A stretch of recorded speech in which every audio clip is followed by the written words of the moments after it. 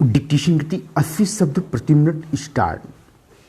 समय का मूल्य पहचानते हुए बेंजामिन ने कहा है, बीता हुआ समय कभी वापस नहीं आता और यह सच भी है कि खोया हुआ धन पुनः अर्जित किया जा सकता है, खोए हुए वैभव की पुनः प्राप्ति की जा सकती है। उचित चिकित्सा व संयम के बल पर खोए हुए स्वास्थ्य को फिर से बहाल किया जा सकता है। अभ्यास के द्वारा भूली हुई विद्या भी पुनः पाई जा सकती है, किंतु समय को एक बार खोने के बाद फिर से पाना संभव नहीं, क्योंकि वह निरंतर गतिशील है। कबीर ने मृत्यु को अवश्यंभावी बताकर जीवन के एक एक पल का सदुपयोग करने की सीख देते हुए कहा है, काल करे सो आज कर, आज करे सो अब, पल में परलय होएगी, बहुरी करेगा कब।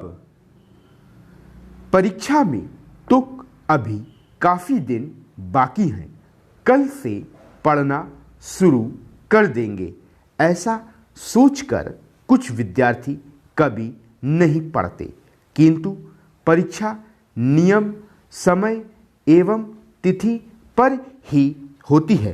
परीक्षा के प्रश्नों को देखकर उन्हें लगता है कि यदि उन्होंने समय का सदुपयोग किया होता तो परीक्षा हाल में यूं ही खाली नहीं बैठना पड़ता। इसलिए कहा गया है, अब पछताए होत क्या, जब चिड़िया चुग गई खेत।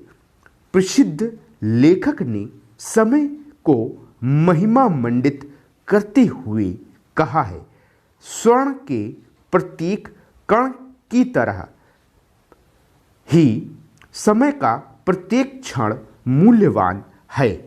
प्लेटफार्म पर खड़ी रेलगाड़ी अपने यात्रियों की प्रतीक्षा नहीं करती और देर से पहुंचने वाले अफसोस करते रह जाते हैं। कहा गया है कि कर्म ही जीवन है, कर्म के अभाव में जीवन का कोई अर्थ नहीं रह जाता। मनुष्य को जीवन पर्यंत कोई न कोई कर्म करते रहना पड़ता है और कर्म का आधार है श्रम। यही कारण है कि प्राचीन ही नहीं, आधुनिक विश्व साहित्य में भी श्रम की महिमा का बखान किया गया है।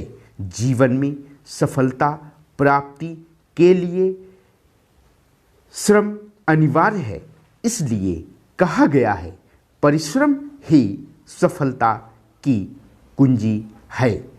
उन्हीं लोगों का जीवन सफल होता है, वे ही लोग अमर हो पाते हैं जो जीवन को परिश्रम की आग में तपाकर उसे सोने की भांति चमकदार बना लेते हैं।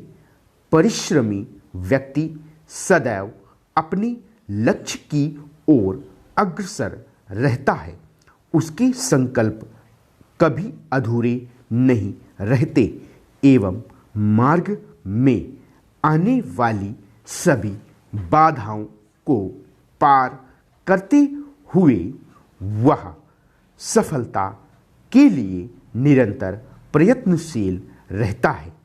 कहा भी गया है, कार्य की सिद्धि केवल इच्छा से नहीं वरन कठिन परिश्रम से होती है। स्टॉप।